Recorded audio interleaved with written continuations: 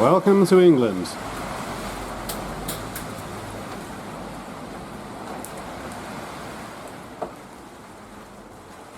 Hello everyone, welcome back. So obviously we've been off for a couple of weeks because it's been Christmas, alright, Christmas, New Year. So firstly I hope everyone out there has had a good Christmas and a New Year, as good as it can be. Hopefully 2022 is going to be better than the previous couple of years, because let's face it, they can get a lot worse, can they? So, where are we at with the car? Pleased to report we've got one big job done. The big job, the one I was dreading doing, the one in fact I said I wasn't going to do because I just couldn't bring myself to do it, and that is fitting the windscreen. The windscreen is now in.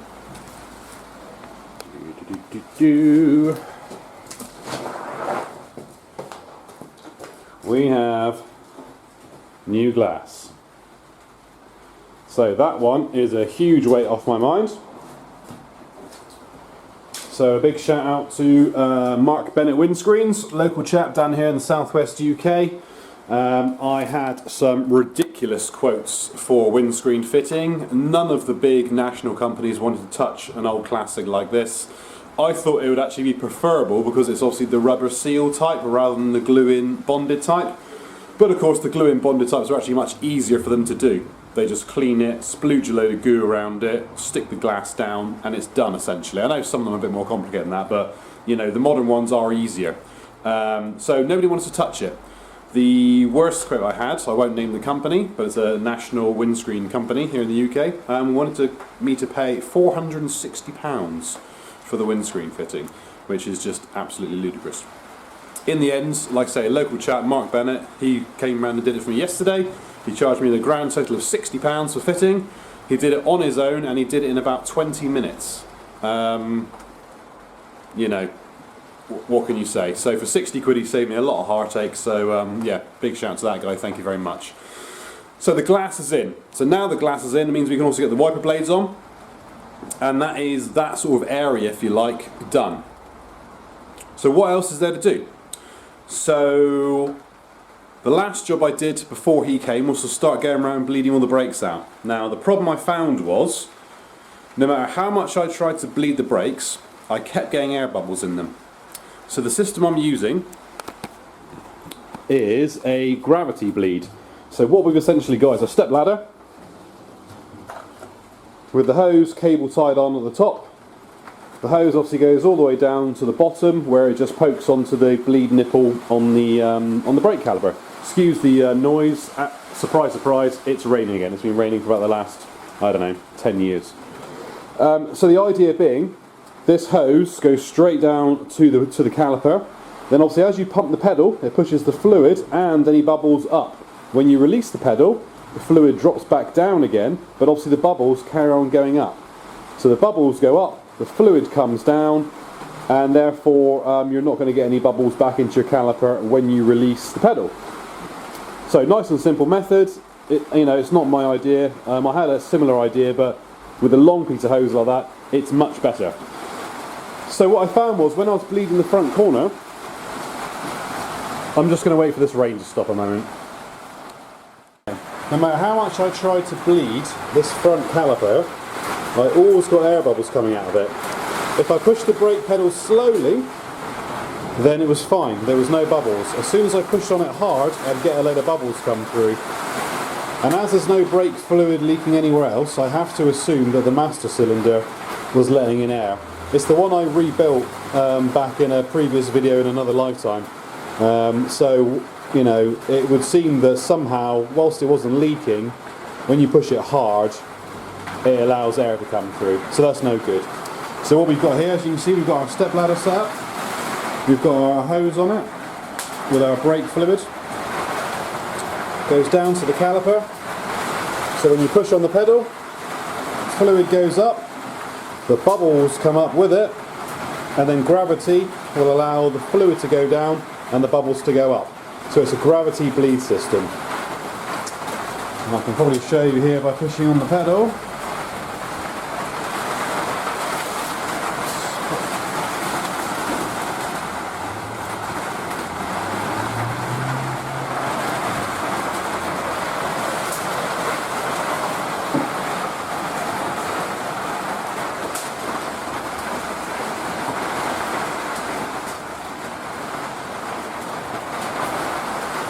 Now I have just bled this one through, so there's no more air bubbles coming out, so I'm happy with that.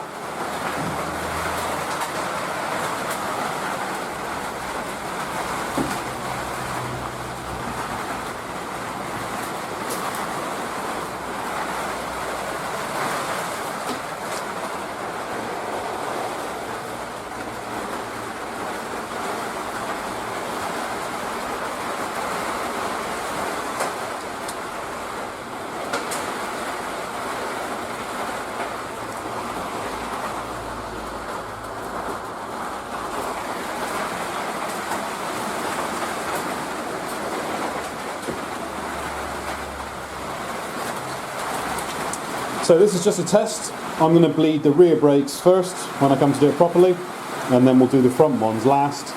But of course, with this rain as it is, I've got to get the car outside, get the back jacked up, get the wheels off to get to the bleed nipples on the rear brakes. So this is just a test today to see if my new cylinder is working. It does appear to be working, so job done. Okay, so what is there still to do under the bonnet? Well, we still need to put in a horn. We haven't got a horn yet, so we're going to get that put in. What have I done since you last saw me, if anything? Did I show you? I've made a battery strap. So he is now firmly in place. I still need to get the air filters onto here. And I still need to play with the mixture on this carb, because I think that one's still running a little lean. When it's running, it sounds a bit like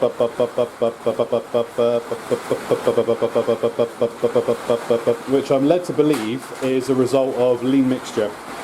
I think I'm right in saying if your exhaust note is like then it's too rich. But if it's very random, a bit more burbly, then it's normally lean. And as I've said before, I can richen this carb nicely. So where I lift the pin ever so slightly, the revs pick up a little bit and then drop down stable. But for some reason on this one, no matter how much I richen it, it always seems to the revs just seem to drop. So possibly something needs to go on with that. I might need to rebuild that and look at the, take it apart, have a look at the needle inside. Not too sure. But I still need to get my air filters on, and I'm going to replace this section of fuel hose with a proper piece of brass pipe.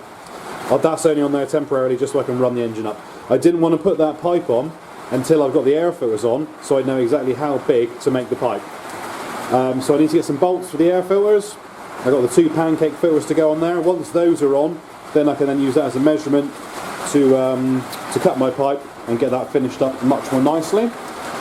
In terms of engine, that's about it. It runs nicely, everything else works as it should. We put our little fuel filter in there now, so now we've got a filter in line. Everything else with that works. Nothing's leaking, there's no oil on the sump, there's no water coming out anywhere near the radiator or the water pump. Alternator's running nicely, 14.5 volts. Timing set nice on the distributor. So it starts and runs and all that, no problem at all. So that's it left to do under the bonnet now, is the horn, double checking the mixture, air filters on, and get that section of pipe work done. And a little bit of tidying up with some of the wires and the cables under there, just to make it look a bit nicer, so that nothing rattles when we drive. And that's about it, I think. So next job now, we'll get the scuttle here cleaned up a little bit, and we'll get the wipers polished up and get them back on. And now the glass is back in, we can also put our interior mirror back in as well. Right, bit of grey primer, some gloss black, and our wiper arms are now done. I haven't thrown these parts away because I found online, rather than buy a complete replacement wiper blade like you would nowadays, this whole unit, you can just buy the actual rubber strip that goes in there, which I've bought, and you just cut it to the right length. So yeah, no need to throw those away. I was going to bin them, but they're good. So respray, good to go. And we've got our air filters on as well. Obviously the bolts I've put through aren't the original bolts. I don't want to drill the thread out that's in the car, so I've used a smaller bolt, an M6, passed it straight through from the back, goes through the threads without fouling on them, and then obviously comes to the front with a nut and a washer on it. So all I just need to do is just whip the ends of those threads off with a grinder, and then we're good to go. Excuse the extension lead on top, my battery is completely dead. I just thought I'd turn the car over and set the idle speed with the air filters on, knowing it'll be, you know, it needs to be set a little bit higher. And the battery's completely dead. Mind you, it doesn't get started very often, so it stands to reason. So I'll give the battery a good charge, whip those threads off when we get a minute, and then we can redo that section of the fuel line in there to come in nicely along the front of those air filters with some nice rubber attachments, etc. Alright, and then we have the interior mirror as well, which is in a bit of a sorry state, but she'll clean up alright, I reckon.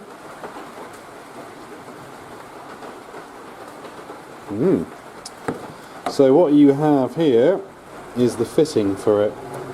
Now it has these two sliding parts which come out of the end, and this inside edge is dovetailed, so what you do is you'll attach that side first. And as you can see, this is trapezoid in profile, dovetailed, so that will then slide into that rail, and then you can then put the other screw in, which will then obviously stop the mirror from moving around. Now, slight problem with mine, because mine was covered in duct tape, and you can see why. It's got a crack in it.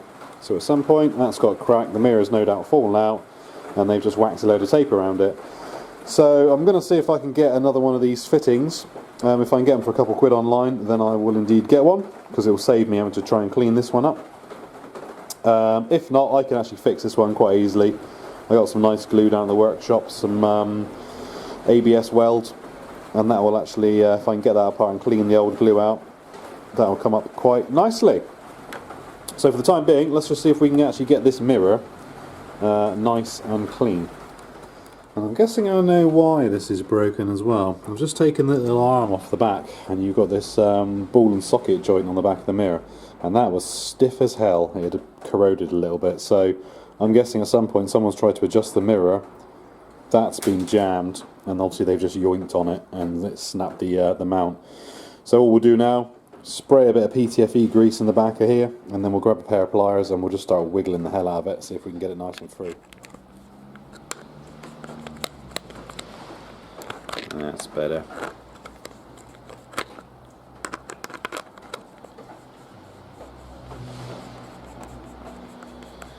Much nicer, that's moving nice and freely now. Not too freely, because obviously you don't want the mirror to move around when you're driving, but freely enough.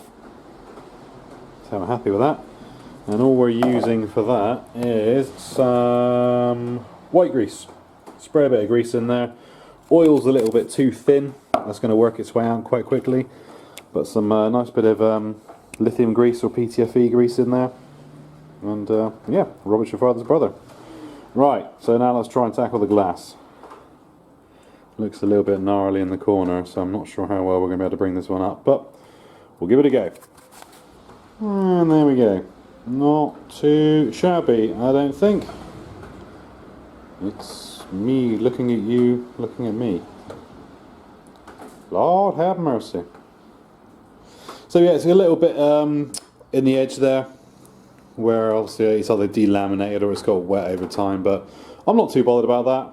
That wouldn't give me cause to go and buy a brand new one. You know, there are a few things on the car, obviously if you've watched any of my videos you'll know, you know, patina that I'm not going to replace and try and get out, because I'm just not, you know, not going for that level of restoration. You know, there's bubbling on the number plate lights around.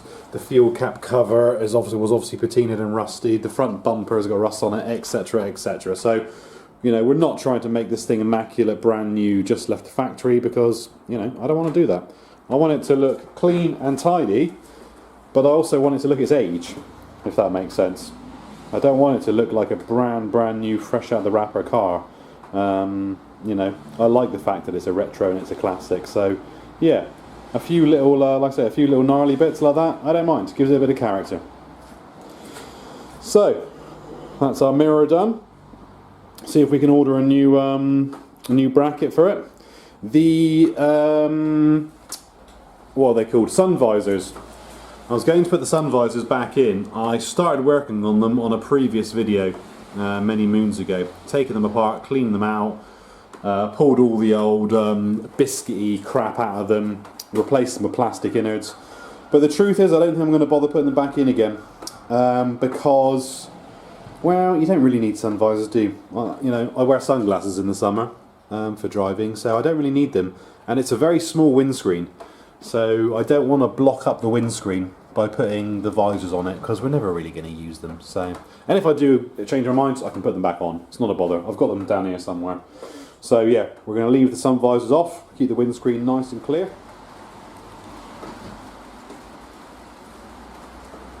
We got a mirror. Okay, it's another weekend and we're back on the car again, determined to try and get this thing ready. It's not raining, which makes it a nice refreshing change. So, anyway, on with the jobs today. What have we got to do? We still have to, I'm sort of running through the snagging list in my mind now, things I've still got to do.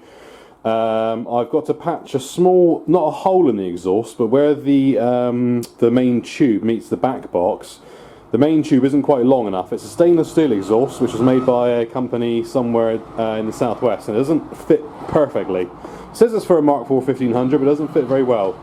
The main tube is about ½ inch too short, so when you join the two pieces, there's a very small gap about that big. You know, one of them's obviously got like a U-shaped cutout where it's blown out, so they flange over each other. You can just see about ½ inch of hole in that flange. So I'm going to get some silver tape to put around that. Just, you know, just for my own peace of mind, just so you can hear it's all going bop bop bop, just blowing a little bit under the car. So we'll get her up onto the ramps to do that. However, before I put up onto the ramps, I wanted to make sure the handbrake is fully nipped up, because at the moment it doesn't actually do anything. So we're just looking at the handbrake adjustment now on these. Made all the more difficult by the fact, obviously, I've got the carpets and everything in now. So what you've got is the main handbrake cable here that runs down has a hexagonal section here. You can't see it's beneath the carpet, but it's a hexagonal section. It's a very small, I'm guessing it's like a 6mm, 7mm, something like that. I don't have a spanner small enough, hence why I'm using the dreaded mole grips. Of course, the problem is the nut is here. It's surrounded on all sides. You cannot get a spanner onto that nut to actually do the nut up. So what we have to do it in reverse. We have to jam a screwdriver in there to stop the nut moving, then pull the mole grips towards us, then take the screwdriver out and slacken it off again and repeat. So instead of doing the nut up, we're doing the thread into the nut. Hold the nut so it won't move, give the thread a half turn, take the screwdriver back out, move the whole thing across again. I'll see if I can actually manage to film it while I'm doing it, although I'm not sure where I'm going to put the camera. So, screwdriver goes in there to hold the nut, and we turn the whole thread back towards us. That's now gone in half a turn, screwdriver out, slacken it back off again. Obviously, if we just keep cranking it round and round, we're going to put tension on the cable underneath. So we don't want to put tension on the cable, so we're only ever doing the cable half a turn each way. So reset, screwdriver back in, nice and tight, give it a turn, screwdriver out, slacken it back off to where it started. I'm going to do it one more time, because I think we're pretty much there. I've been adjusting a little bit off camera, so one more, in, turn, out, settle. Take that off. Alright.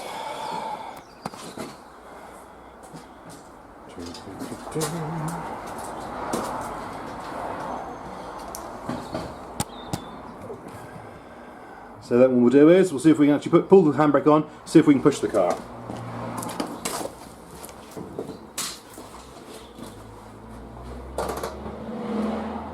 Feels nice and tight.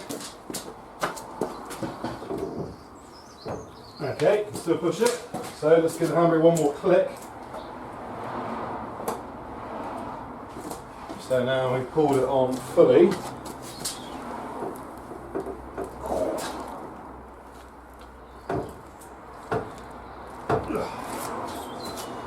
And I can just about push it with the handbrake on fully. So we're going to do that up a little bit tighter, because obviously we don't want to have to yoink the handbrake on, and I don't want to be able to push the car at all with the handbrake on. If I'm on a steep hill with the handbrake on, I need to pull away. I don't want the car creeping backwards. I don't want to have to hold it on the clutch. So let's give it a few more turns on the adjuster, and then we can sort of tick that box in our mind. Okay, so with 2 more turns on the adjuster, it's now rock hard. We can't move it at all with the handbrake pulled up all the way. So perfect, that's what we want, right? So now we're in that sort of last limbo period. I can't quite believe I'm here, really. Sorry, I look a bit like Bungle or Zippy here. I think the last stage is probably the longest when you're doing these projects, and again it's my first project so I don't know. But of course you're waiting on all the last little bits, and in your mind you're going over and over in your mind every day, what's still left to do, what's underneath, is there anything left to do in the engine bay, what about the interior, you know. And I'm sort of ticking all those boxes now, and there isn't a huge amount left to do, to be completely honest. So I think what we'll do is, well, obviously I need to put the doors on. That's the last sort of big job. I've got the doors here ready to go. I'm praying they fit. I haven't put them on at all yet. There's no reason why they shouldn't fit, but I haven't even offered them up, so I don't know. So that's going to be the last sort of big fingers crossed moment. So I think what we'll do today, and hopefully this will be the last of it. I'm still waiting on the rubber for my wiper blades. I've ordered that. It hasn't showed up yet, so I don't know. We can, you know, I can do without wiper blades for the minute. It's just one of those finishing touches. And there's 2 bolts inside the bonnet, inside the hood, that go through into the front bumper, and I haven't got the right size bolts. They're captive threads. I don't know what thread they are, and I haven't got the right size bolts for them. So the front bumper at the moment is only hinged on the 2 sides, so you can literally lift it up and down like a dustbin, which will obviously be very annoying when you're driving, because it'll be flapping around. So we do need to do that as well.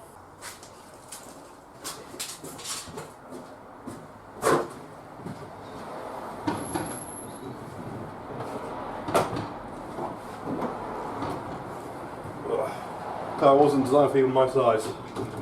Right, she's in neutral. Give the choke a good pull.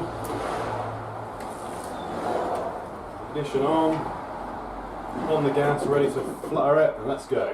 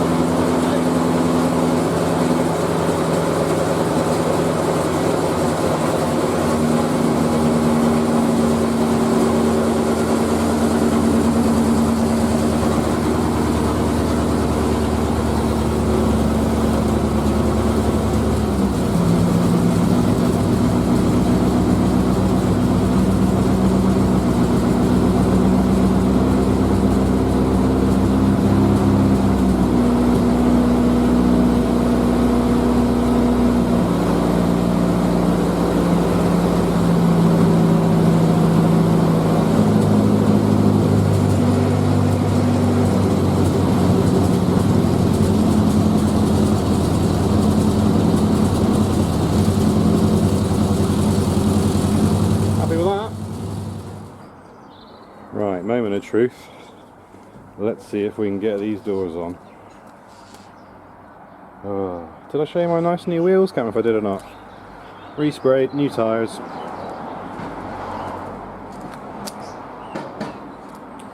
Looking good.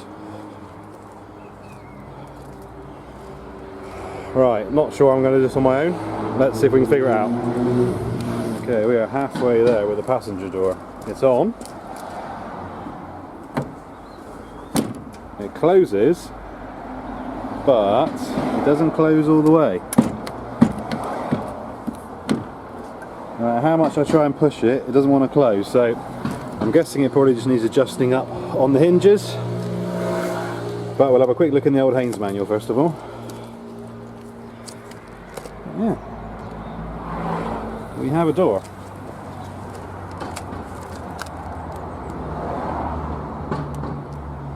Alright, as soon as I get it to actually close properly so you don't fall out when you're got a passenger with you, it'll be much better. Right, to the manual. And door number 2. Now, a bit of a pig to get it right.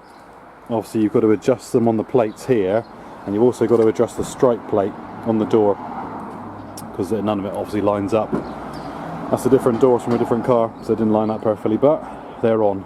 I had to take the rubbers off for the time being, because they were interfering with the door closing a little bit, so I need to look at that. But yeah, we now have 2 doors. Let's see what it looks like all together.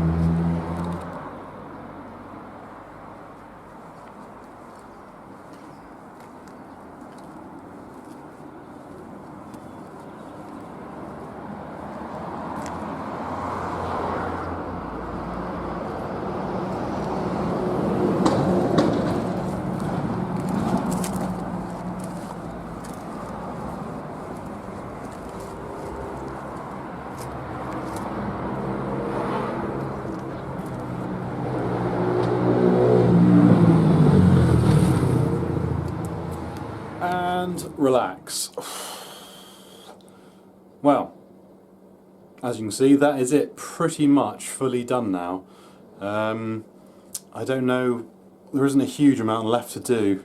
There's a few bits left to do on it, a bit of snagging for sure. Still need to play with the mixture a little bit, make sure that's, make sure I'm happy with that. And a few other bits of tinkering, and then obviously go around final snag down, checking all the bolts, that sort of thing.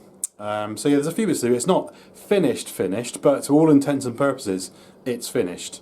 I would be happy now to take that out on the road, I think. I don't think there's anything that would make me think, ooh, I shouldn't be driving it. So, yeah, as far as I'm concerned, we are mostly finished. So, the next and probably final video will actually be taken out for a spin, right? That's the whole point, isn't it? That's why you go this far.